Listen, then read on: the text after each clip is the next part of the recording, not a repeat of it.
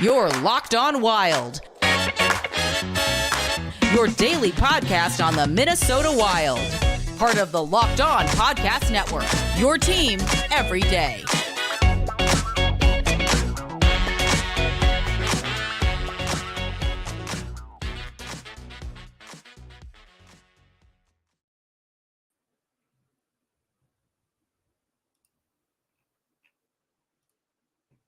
What's happening, everybody? Welcome into another edition of Locked On Wild Live here on this glorious Sunday afternoon.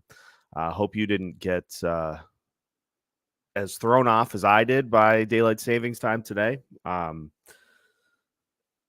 Always forget that it happens at this point in the year. But for those of you who have not joined these shows before, what we typically do is we typically take questions from the audience, and I'll go through and answer them.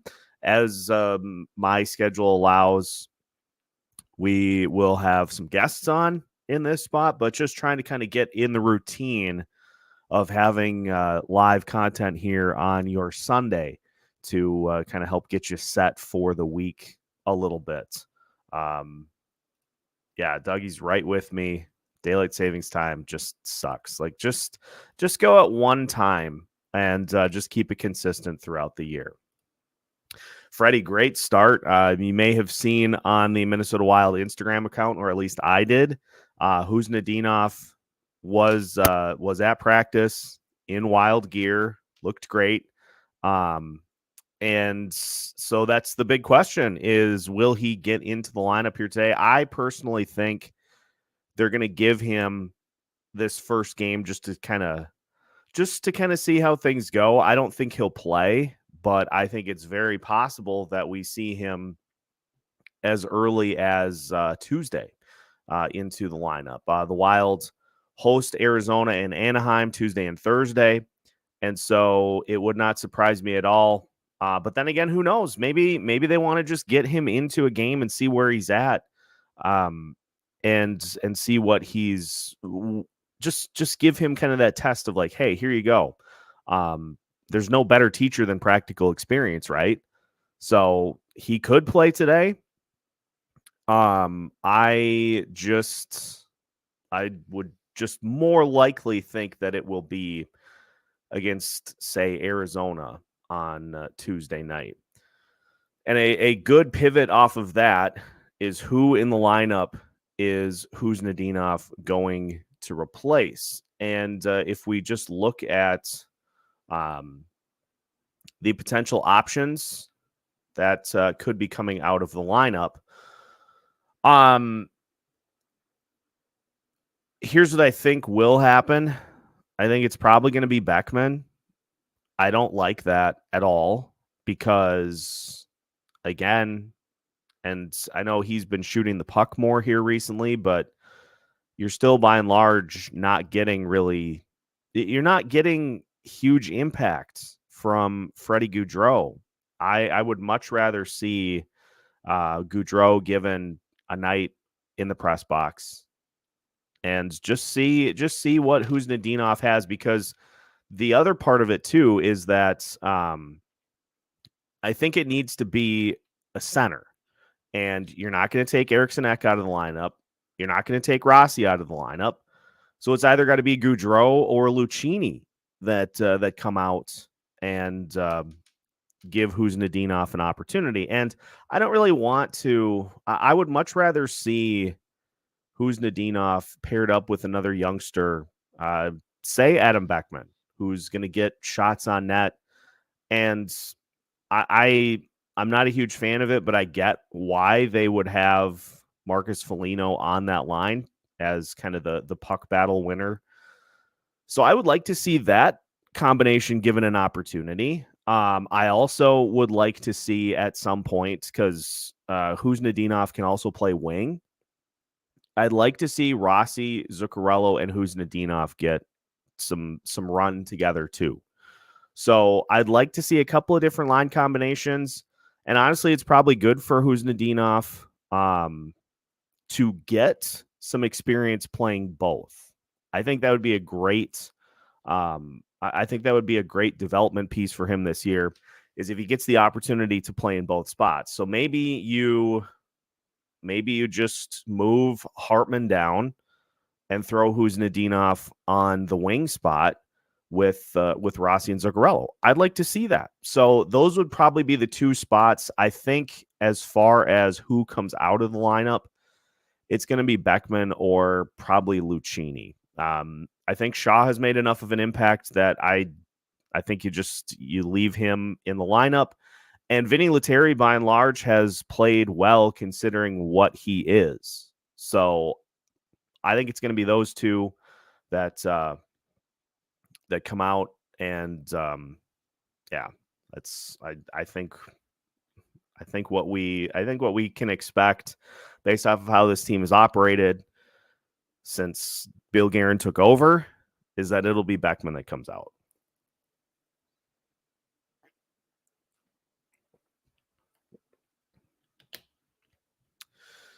What's happening, Mike?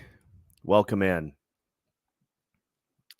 Nice little way to break up the afternoon here before today's game at 2:30. Now obviously it's noon, and as you can see, I'm still at home, so covering today's game from home again. Just coming off of a stretch in which I think I totaled it up, and I had 16 games in 19 days. And so my plan is to be at Tuesday and Thursday's games at the X. But today, got a lot of catch up that I need to do. So we're going to just hold the fort down here for this one and then get back to the X on Tuesday and Thursday. So just looking at some of the other news and notes here, let's do this since I didn't get the opportunity. And to be honest, yesterday after my afternoon game was done, I came home and I was asleep within about 20 minutes. Let's do this. Let's talk about the trades. Well, actually, I'll address this first. Money Puck says that our playoff odds are at 16.9%. So I will oblige with a look at the playoff standings here, and then I'm going to do a little bit of a trade deadline recap. We'll do more of this with Alex for tomorrow's episode, but I'll do a little bit of a trade deadline recap since I didn't get the opportunity to discuss those trades. Feels pretty strategic that all of the return came from the 2026 draft. I'll explain why here in a second. So Nashville right now is in the first wild card spot. They've got 77 points. Vegas has dropped to wild card number 2, and they've got 75 points. Vegas just won their most recent game to hopefully settle that skid that they've been on. Nashville has won 2 in a row. They're 9-0-1 in their last 10. The Calgary Flames, who settled in and traded everybody, are the next closest to the Vegas Golden Knights at 67 points. In fact, Calgary, Seattle, St. Louis, and Minnesota all with 67 points. And Calgary and Seattle have played one fewer game than the Wild have. So you have to find a way to make up 7 points. And you have to hope that Nashville goes on a skid and that Vegas goes on a skid.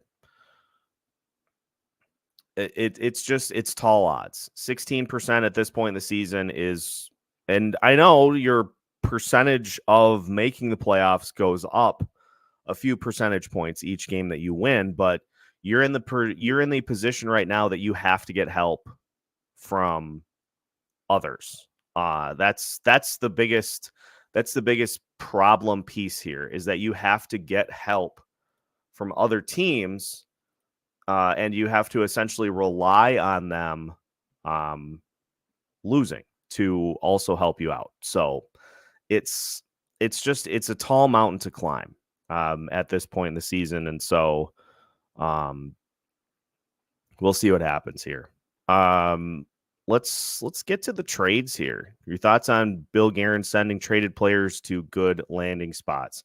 That was interesting that you saw Pat Maroon go to Boston, Brandon Duhaime go to Colorado, Connor Dewar go to Toronto. I think that was just kind of pure happenstance as to what they were offering, and more importantly, what Bill Guerin was looking for.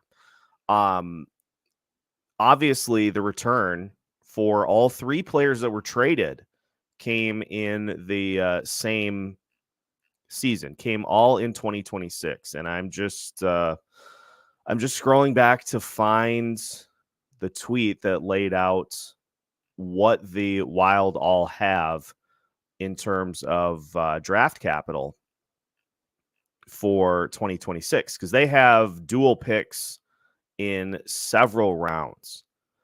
And that to me screams of something that is going to be used heavily in the trade market. The Wild in 2026 have the following picks. They've got a first, a second, 2 thirds, 2 fourths, 2 fifths, 2 sixths, and a 7th. I don't think you're going to draft all those players. I don't think you're going to draft players in all of those spots. So that tells me is that there are a bunch of assets there to use to bring players in, or maybe I'm just reading way too much into this situation, to send players out. There are possibilities. There are a lot of possibilities with those picks. And what do we know about the 2026 offseason? Some money's coming back onto the table. So I think maybe we have finally gotten to the point where the writing on the wall has been seen. And maybe this is finally a little bit of an admission that the current structure of this team is not working. And I don't know. It feels to me like something is in the works behind the scenes that is going to happen in the offseason of 2026. And whether that be jettisoning pieces to free up roster spots and cap space, whether it be taking these picks to bring in somebody that's more than just a minor impact player. All I know is that as soon as I saw that was the return in all of those trades, and don't forget the 5th round pick that the Wild got for Kalen Addison, that was 2026 too. The additional picks, the 3rd was for Duhaime, the 4th was for Dewar, the 5th was for Addison, and the 6th was for Maroon, all in the same draft. All of those picks. Just seems to me like that was intentional. That was strategic.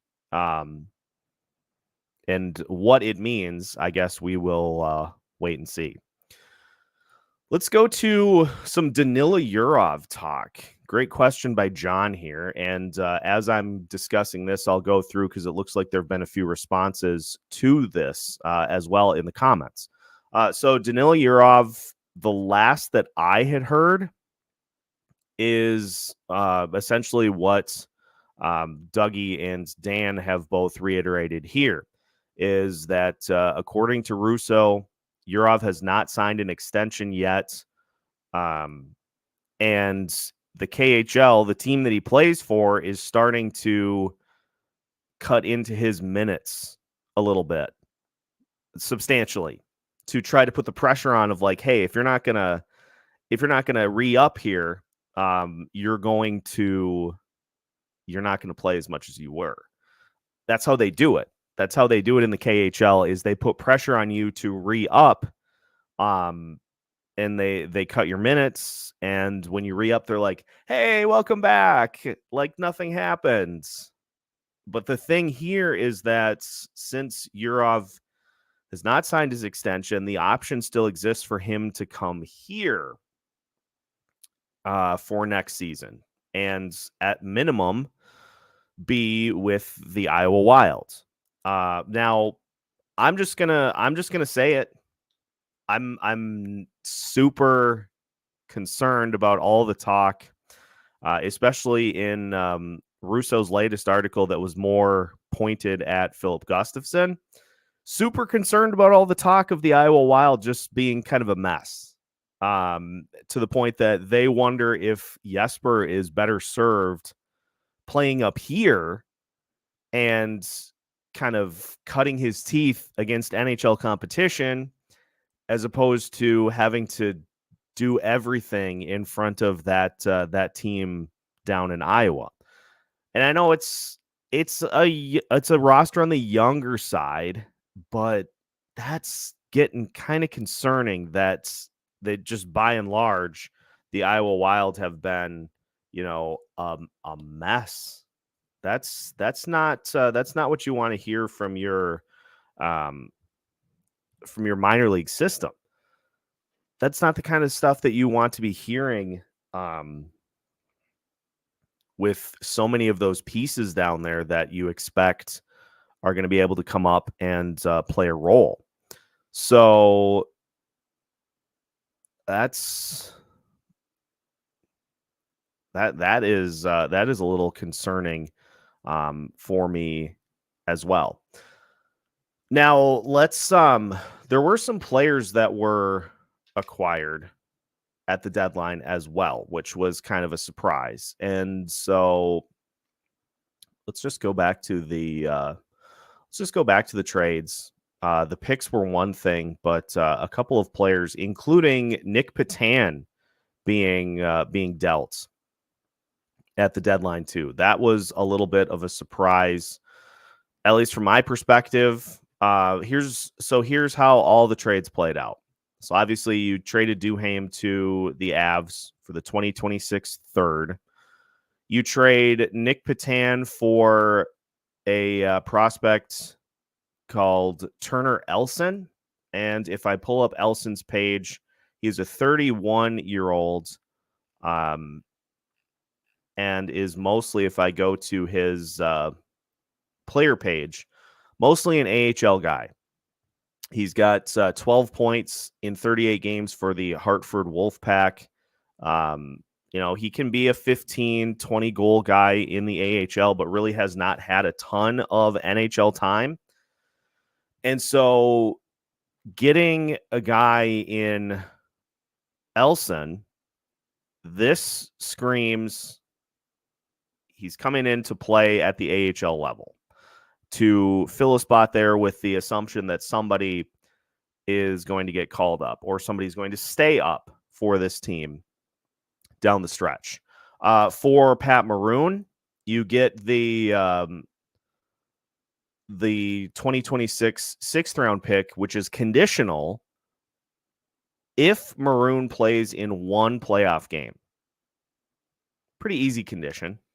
He is hurt right now, but I think the assumption is that will be easy to achieve. Luke Toporowski, who was also acquired for Maroon, 22 years old. He is originally from Iowa and has played in the AHL the last couple of seasons. He had 7 goals, 10 assists for Providence this year in 49 games.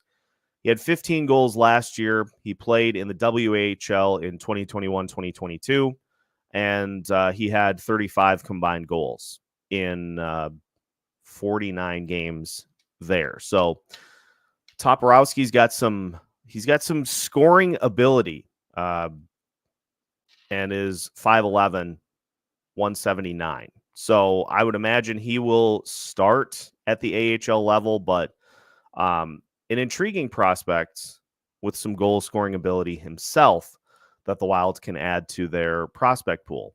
And then for Connor Dewar, you get the 4th round pick, and then you get Dmitry Ovshinnikov 21 years old, 5'10", 166.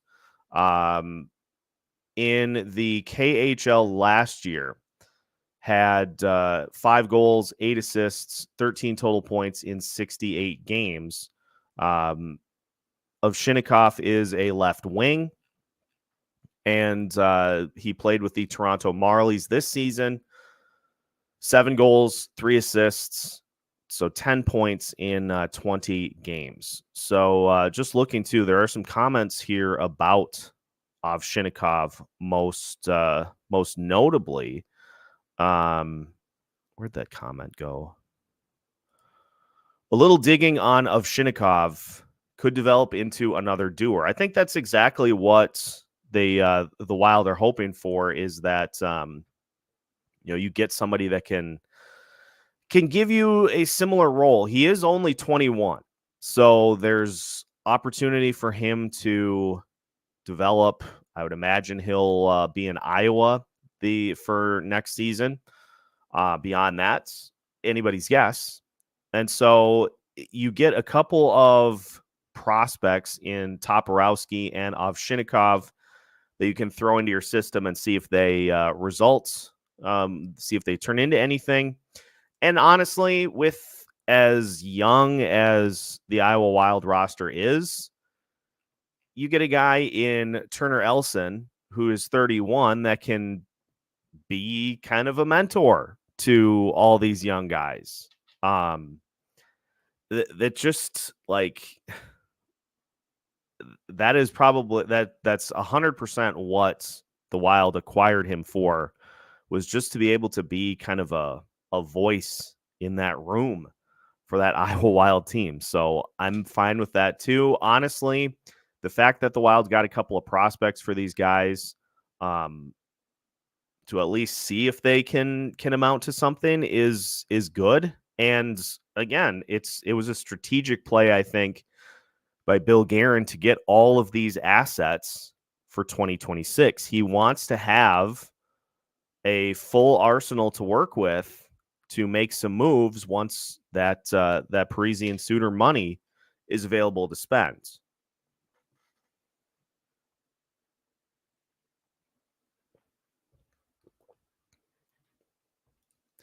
I like Dan's thought here too. After the trades, Adam Beckman needs to be in the lineup every game through the end of the year. This is the thing about what we've seen this season is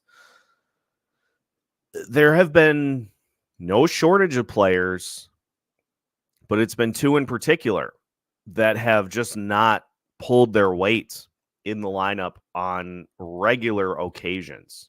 And so the fact that you've got a guy up here in Beckman that you said earlier in the season, this is his chance, and then he didn't play. You got to give him the opportunity to see what he's got. And so the only way that you can do so is by putting them in the lineup and playing them. That's the only way. You can't properly evaluate a player by having them sit in the press box. So I'm right with Dan on this. Get him in the lineup. Young players, what's the thing about young players is that, yes, they may make mistakes, but they always continue to give full effort. And a lot of times they learn from those mistakes and they usually don't repeat them. So get him in the lineup. We are, or at least I am, probably not reporting on Firstov enough. And actually, I'm going to go, if I can, let's go back here. Because that's another name that will definitely factor in to the Wild's plans here over the next couple of years. Is Vladislav Firstov. And just to do a quick stats check on Firstov, in the KHL this season, he's got 17 goals, 18 assists, 35 points in 67 games. He's got 2 goals in 5 playoff games too. Played with the Iowa Wild for the last couple of seasons for a little bit, but has mainly been in the KHL and has put together some solid seasons. He had 11 goals in 47 games last year and 3 playoff goals. So he's got some playoff seasoning, and I just think that there's a good chance that some of these prospects pan out that can give you some good jump as a wing player, as opposed to what you're getting now. To where maybe you take Marcus Foligno, Ryan Hartman, and Freddie Gaudreau, and that's your fourth line. And you have the opportunity to push a bunch of these prospects a little higher up in the lineup that can actually give you a little upside. That's all we're asking for. That's all we're asking for is upside and a lineup that actually looks fun and is not this slow-moving tank that just struggles with skill more often than not. Let's take a look at the Tankathon standings. Minnesota Wilds have dropped to 11 now, and they are 1 point ahead of the New Jersey Devils, 3 points ahead of the Pittsburgh Penguins, but the Wild have 2 games in hand on Pittsburgh. And so if the Penguins win, then the Wild will be right back into that top 10. But let's just try this once. Ladies and gentlemen, I just simmed the Tankathon one time, and the Minnesota Wilds get the number 1 pick. One time. And they got Macklin Celebrini. This is what happens is if you can get yourself in position, if you can get yourself in position to be a lottery team, you have the potential to hop up in the lineup. But if you continue to just, fight and claw your way if you continue to try to claw and fight your way to the middle, you're going to push yourself further and further out of potential draft capital.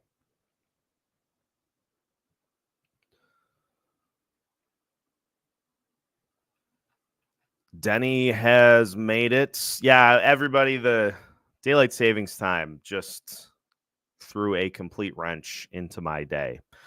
And so we're hanging out and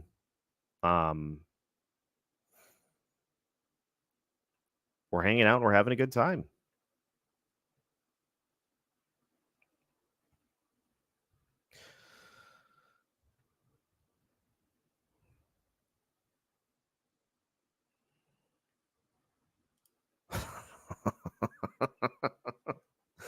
Murat needs to say, I don't want to play with the crap players like Kirill Kaprizov did. Just force your way onto the top line and just say, they don't need Matt Boldy. Just hop right up. And I forgot about this.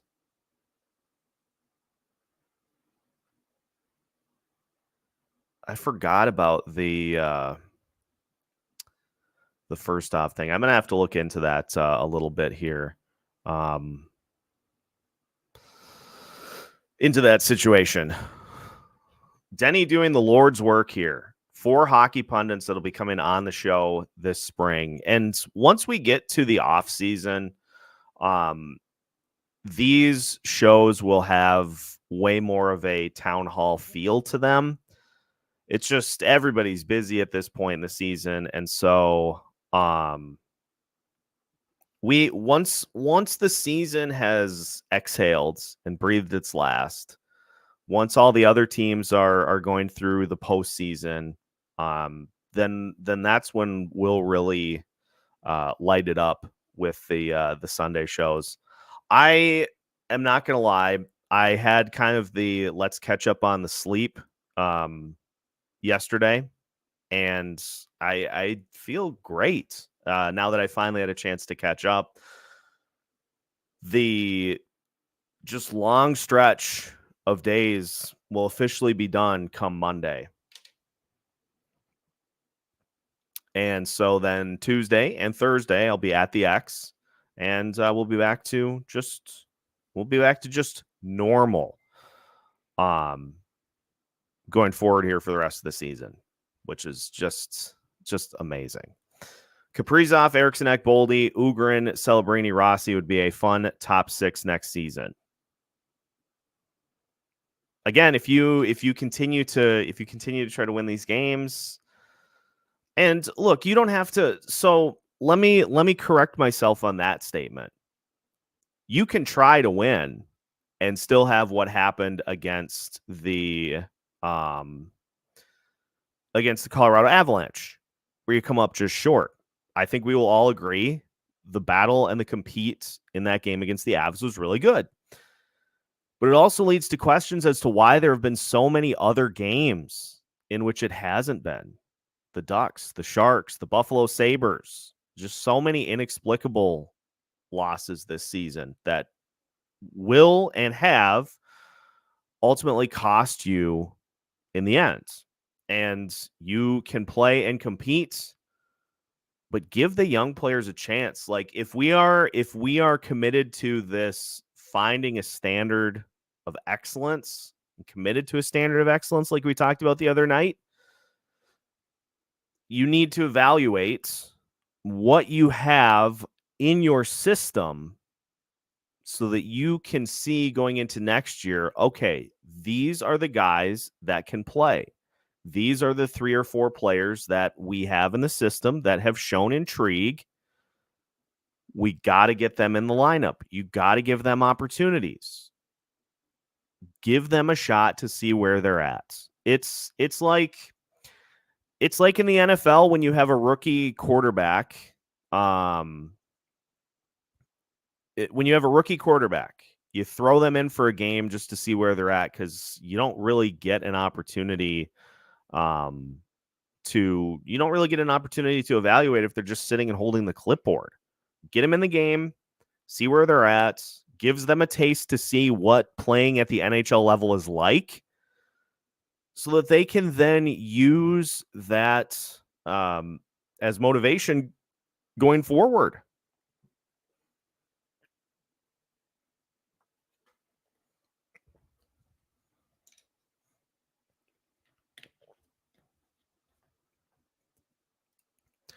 Park the walking wounded that are playing now, let them heal, set yourself up to succeed next season.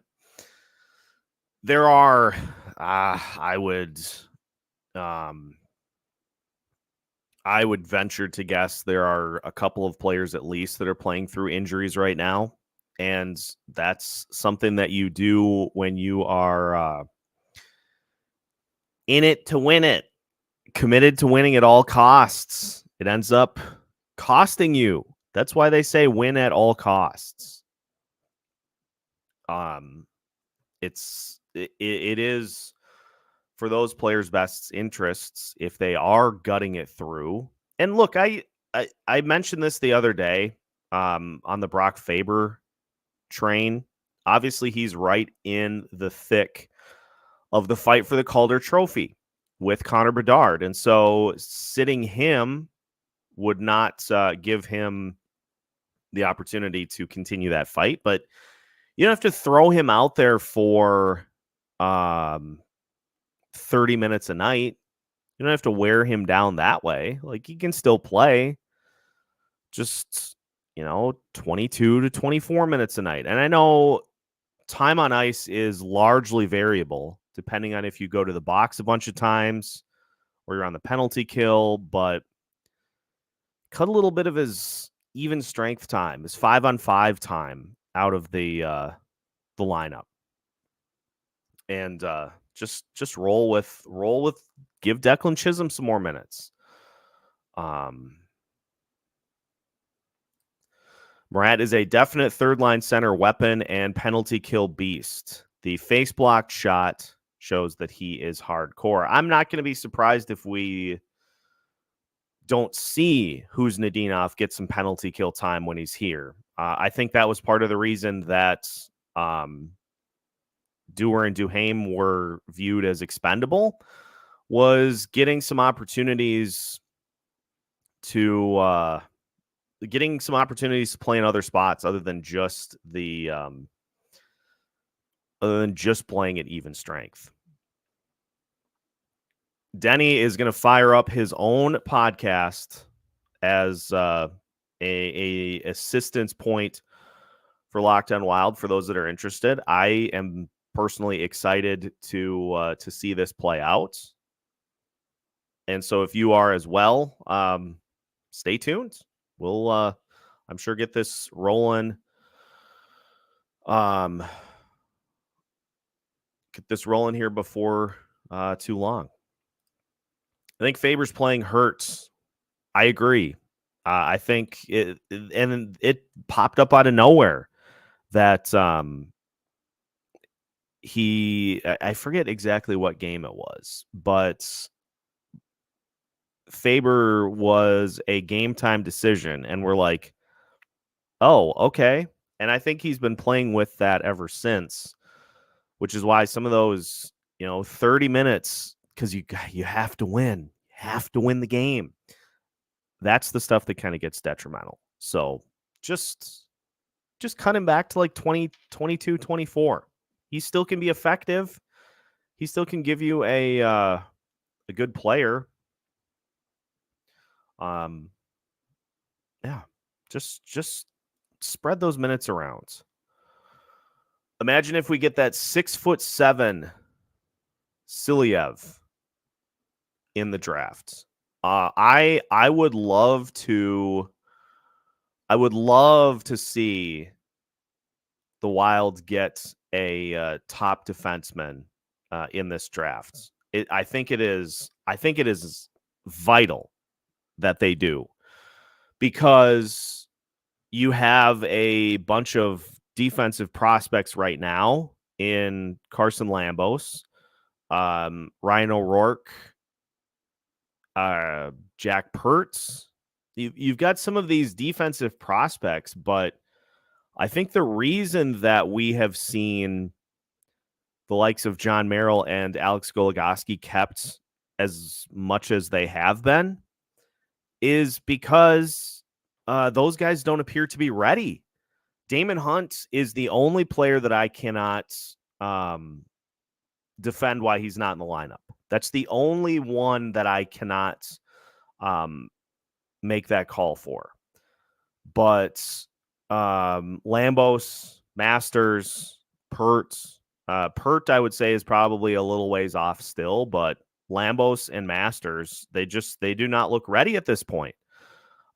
So that is an instance where I don't think you can make a case for throwing those guys into the lineup until they show at Iowa that they're ready to hop up. Damon Hunt, if I had the say, he would have been playing yesterday.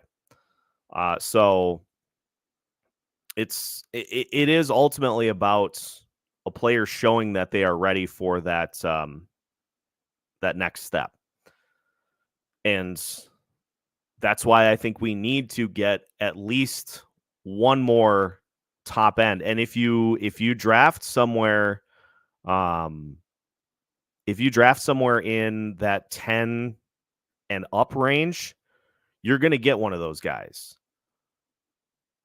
And I think that just would be a massive boost for this team, is a defensive prospect. If you get Silyev, 6'7", just makes me think of Zdeno Chara. And Chara, obviously, a little bit more tankish, but just that, especially if you can skate and you have that size, that's not something that just grows on trees. Now in this mock draft, it has the Wild selecting Zane Parekh. I think is how you pronounce that. Right-hand defenseman from Saginaw. He's got 31 goals, 56 assists, 87 points in 61 games this year. So that's, you've got an offensive defenseman, but honestly, I just would like them to use a pick at really attack that defense. Stramel was your first round pick last year, and that filled that need. Defense, I think, needs to be a focal point in this upcoming draft. So that's how I do it. But that's also why I'm here and not the GM of a team. Vegas defenseman, average size 6'3", 215. Wild 5'10", 190. That is a problem. Good ad by Swiffer T. Wet Jet Mop here. Zane is an all-offensive defenseman, plays on Hunter Heights OHL team. Let's take the stock of what we have defensively as of right now. So you have Brock Faber, who is more defense-oriented, but I think is showing that he is very capable of contributing offensively. You got Jake Middleton, who is more of the physical defensive side and can contribute offensively. Jared Spurgeon and Jonas Brodin, defense oriented, but they also have shown that they can contribute defensively. And then that third pairing, Bogosian, physical defenseman, Declan Chisholm, offensive upside defenseman who has shown, I think, that he can contribute defensively. Spurgeon and Brodin are getting old on the older side. Like I saw a graphic the other day of Brodin's metrics that starting to kind of decline on a yearly basis. And Spurgeon, honestly, I have major concerns as to whether or not he's going to be able to come back and give you anything close to where he's been. Back and hip surgery by themselves, like one and the other. That's a lot to deal with on its own. Two at once is not that's not nothing. Like that is a legitimate obstacle to have to try to overcome. And I have concerns. Like, I'm going to be honest. I have concerns about his ability to bounce back from that. Welcome in, Brant. Have not seen anything as of yet on Marat Huznadinov. I'll keep an eye out for that, but as of right now, have not seen anything that he's in the lineup. And you'd think we would have seen a tweet from Russo or Joe Smith or Jesse Pierce or anybody along those lines. You'd think we would have seen a tweet by now if that was the case. So I would imagine Huznadinov is more looking towards Tuesday or Thursday to make his Wild debut. We'll find out. On the Stramel selection, there's some good points being thrown around here that Stramel profiles as a Joel Eriksson-Ek type. And it took Eriksson-Ek. Now, some of that was because Eriksson-Ek was blocked in the lineup, which looks like we're back at that point with some of the other spots in the lineup. But it did take Eriksson-Ek a little while to really come into his own. And Stramel as a freshman playing on a Mike Hastings team, and Mike Hastings leans on his veterans, leans on those upperclassmen considerably. So there are some factors at play, which is why I'm just kind of in the camp of let's let it play out a little bit before we really definitively lean one way or the other. But you want to see. I'll be really, really keen to see what happens next year after however this season ends. Looks like it's with like 10 or 13 points at this point in the season. It will be interesting to see. I'll be keeping a keen eye on Stramel throughout the season next year as part of a new segment that we will be having for next college hockey season. Stay tuned for that. Just trying to keep an eye on some of these prospects in a better light throughout the season.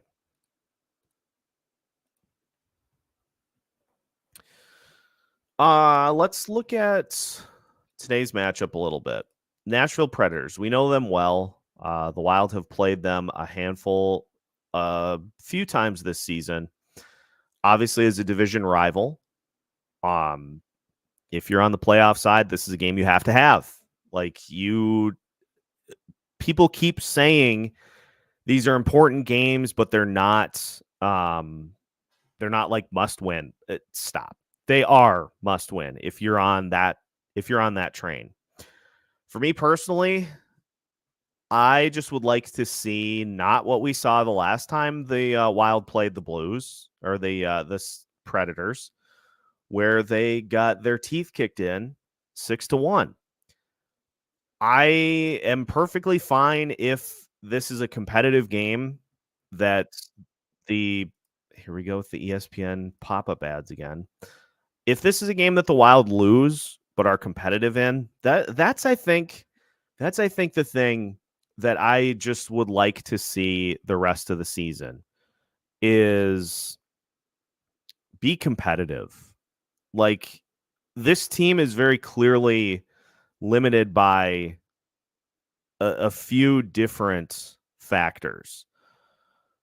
So be competitive, and if that's still not enough, that's fine.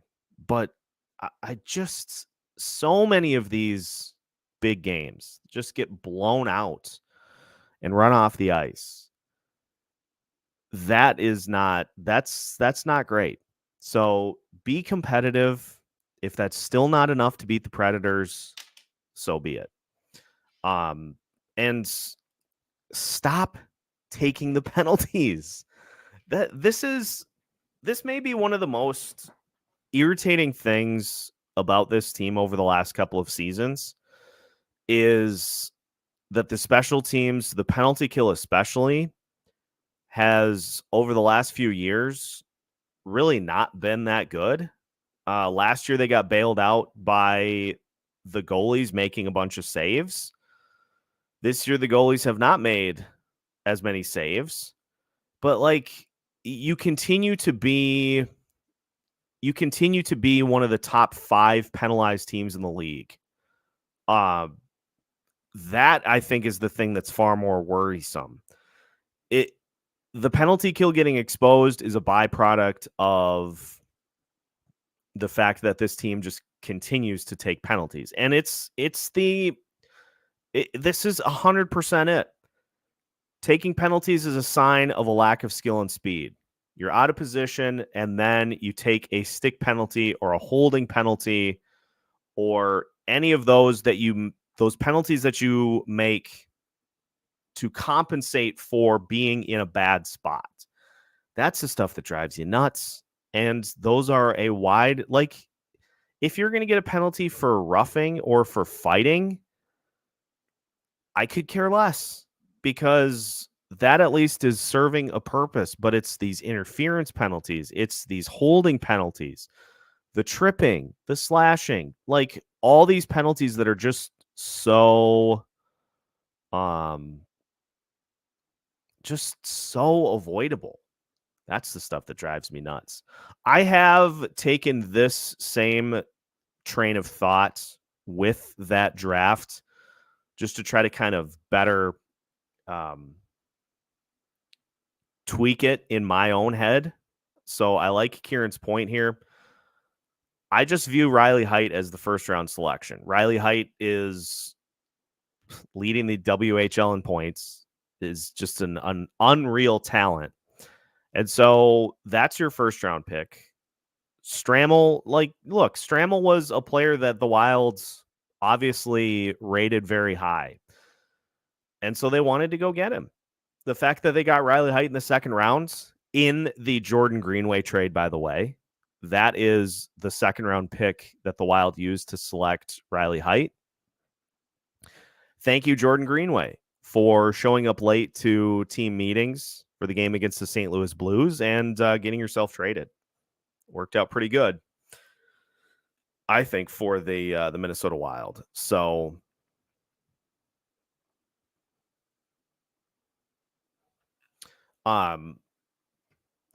did they confirm?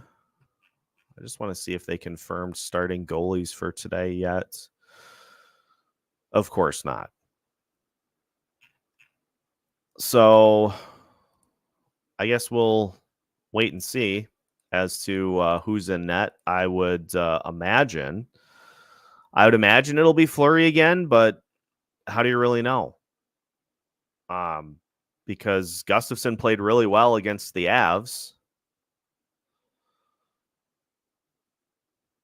but we'll see. Flowers been the better, more consistent of the two goalies, which led to Michael Russo's article about the fact that if Philip Gustafson doesn't get himself figured out, here's how this may play out, folks.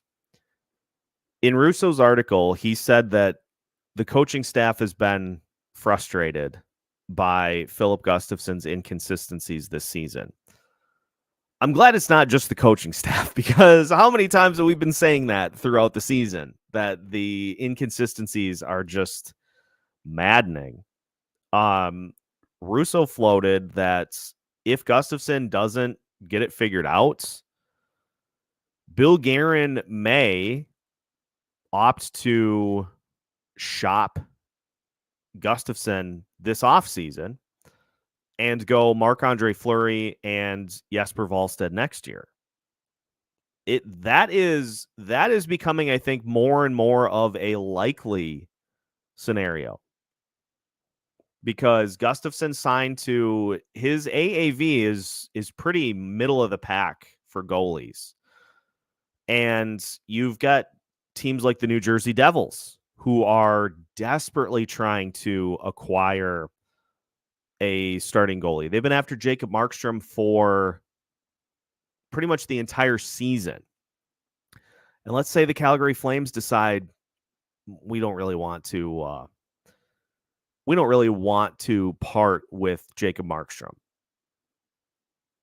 Guess who I'd be on the phone with? I would call the New Jersey Devils that same day and say, can I interest you in Philip Gustafson? Folks, the offseason is a point in which you can get more for a player than you could at the trade deadline, because the trade deadline, your return is based off of what the returns are for everybody else. In the offseason, because there are, not as many moves happening all at once,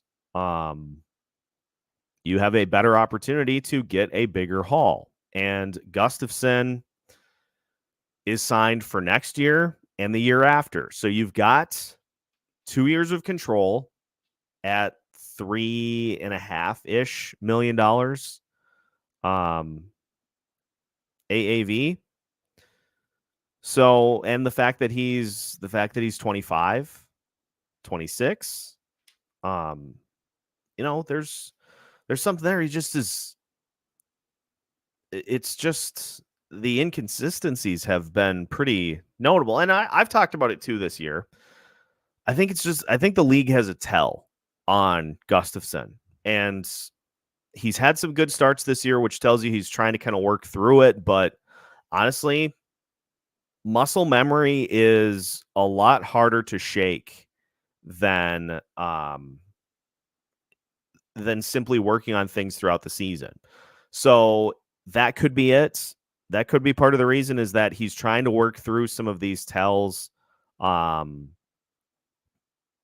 it's hard to work through that stuff during a season when you have the full off season to be able to refocus, rededicate on those areas. Because last year was Philip Gustafsson's first full season in the NHL. League got a full book as to how to attack him. And, up high, here or there,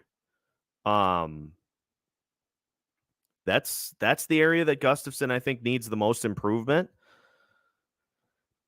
And so that'll be his big key in the offseason, is to try to react to what the league is now doing to him. Yeah, this is the exact point that I am attempting to make here, is that you need the entirety of the offseason to commit these changes. I go through this with my golf swing all the time. Is I can have, at the start of a golf season, I can have a tweak that I'm making. And if I'm playing well and it's working, I can stick with it. But the moment things start to go wrong, you revert back to what you were doing. That's just how the human brain works. You revert back to what you were doing, which is where the problems come in. So this is going to be a big offseason for Philip Gustafsson. And he needs to commit to those areas that he's getting beat at, because he's getting beat in the same spots consistently. So that's the challenge for Gus Bus in the offseason, is to get those areas shored up. And, we'll see how the rest of the year goes. But I did see somebody that this was the comment. Let's get Volstead up here for several starts to see where he's at. If he's ready to compete, that gives Bill Guerin flexibility to deal with the Flower Gus situation if Volstead is good to go. Russo said just as much too, is like, what it's to the point where you may be doing more harm than good for Jesper because of what he is playing behind at the Iowa Wild level right now.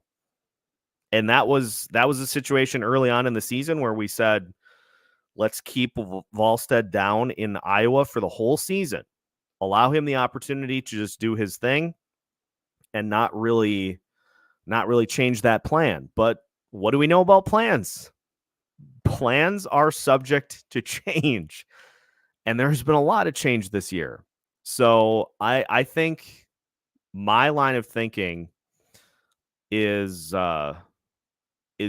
trending in that direction too. 1,000th home game in franchise history. I would hate for that to be a loss.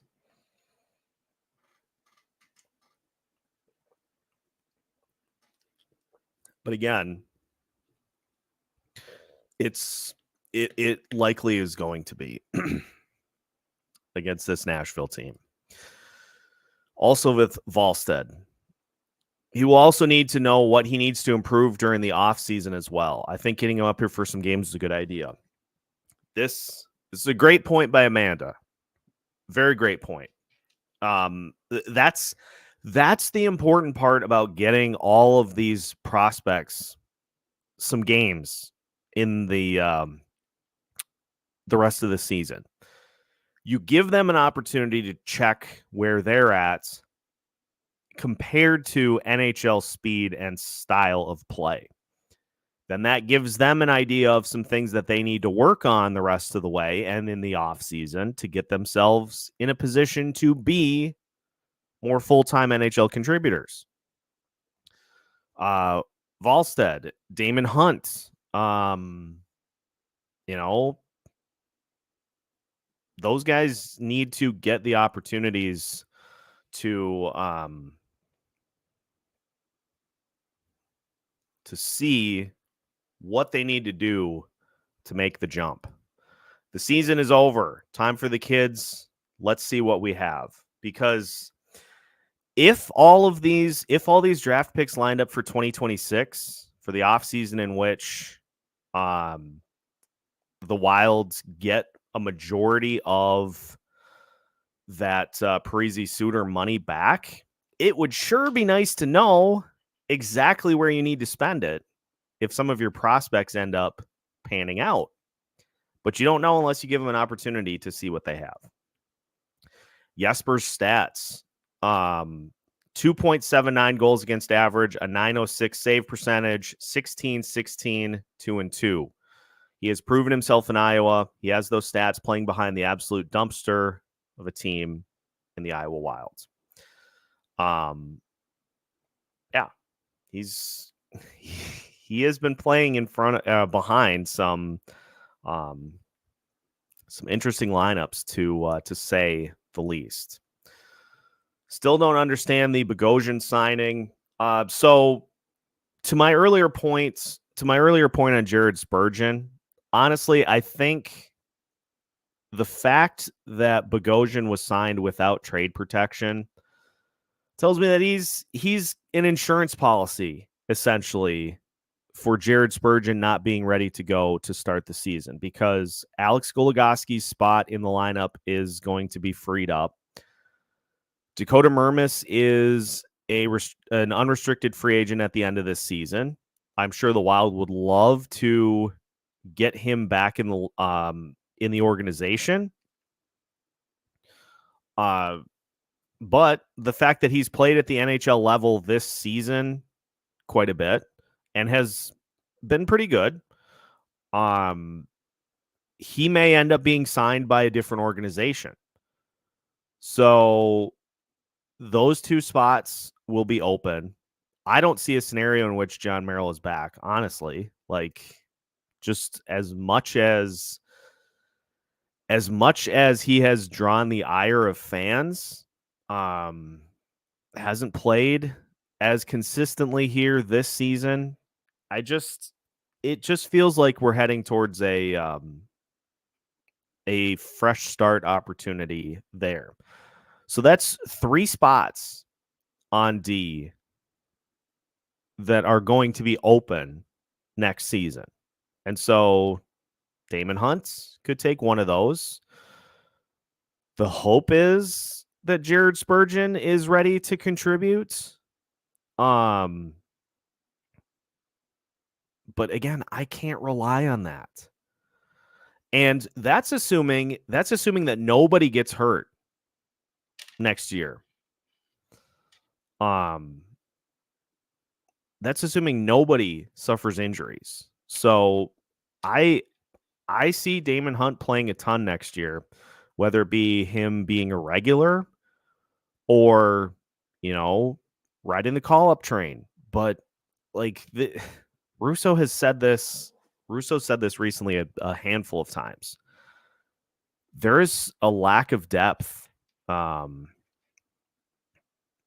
a lack of depth on this team right now. There is the NHL roster, and there are the prospects, and there are some prospects that look ready to be able to help, but there are many others that aren't. And with all these injuries, that has created some problems here this year. So as we kind of wrap up here, I can't wait for this. The state of what should we call this, Denny? The state of the team. This feels like a good opportunity to like have a fun spin of the State of the Union address. State of the team, State of the Wilds, presented by Denny. It feels like kind of a fun way to spin that, because top to bottom, there's a lot of things that need to be addressed by this team. State of the state of hockey. There we go. That's it. Let's Get It has been on fire here today. State of Hockey, presented by Denny from Prior Lake. Nailed it. If Zeev isn't available, I think a smart move would be to grab another right shot defenseman like Yakimchuk. The guys we have in the pipeline, not so sure.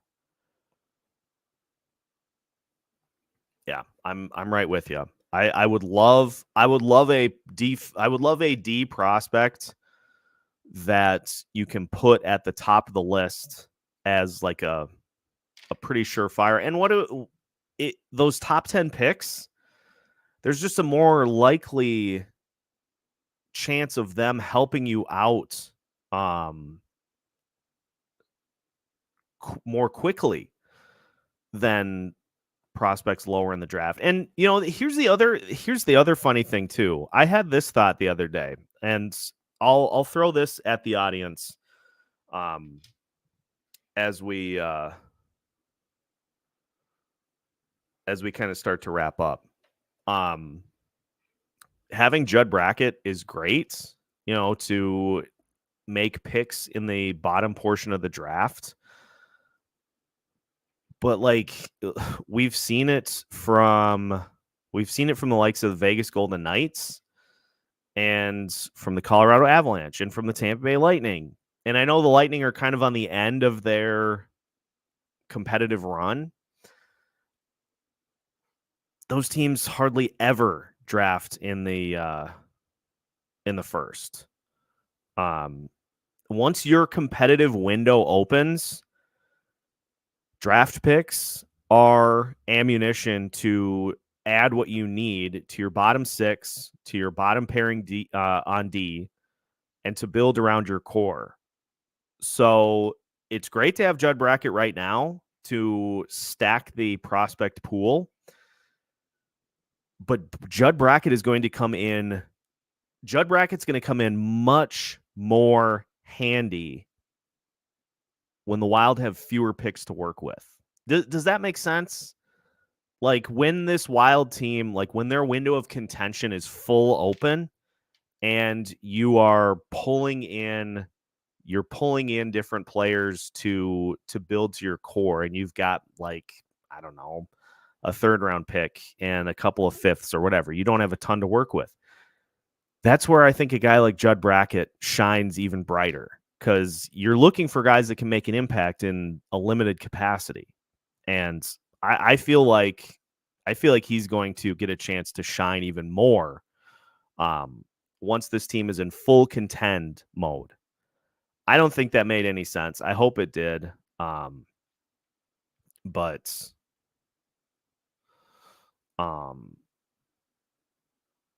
yeah, Dan gets where I'm going with this. Vegas will have 16 first-round picks from their inaugural season through 2026. Only 2 of those picks are still in the organization. High draft picks are nice, but how you develop is far more important. Bingo. All right. I think that's going to wrap it here for today. I'm going to go get some lunch. If anybody has any questions about anything, Denny, I see your comment here. Just comment it once this video is finished, and I will get things rolling there. So, we'll have you covered after the game here today. We got a postcast for you coming up after the game tonight, this afternoon. Then, of course, Alex and I will have our Monday episode of Locked On Wild for you coming up for tomorrow. Have a great Sunday. Enjoy the rest of the day. I think it's pretty nice out. And so let's keep the commitment to the standard of excellence going here throughout the rest of this season. And hoping for news on Marat Huznadinov. I would imagine, though, his debut will likely be Tuesday. We'll see. We'll of course be keeping keen eye on him throughout the next few games. Make sure to hit the like button before you head out for the day, and make sure to subscribe if you have not already. so you don't miss out on any new content from Locked On Wild, as well as these live shows, pre and post game content. We got you covered every single possible way. You can find new episodes every Monday through Friday as part of the Locked On Podcast Network.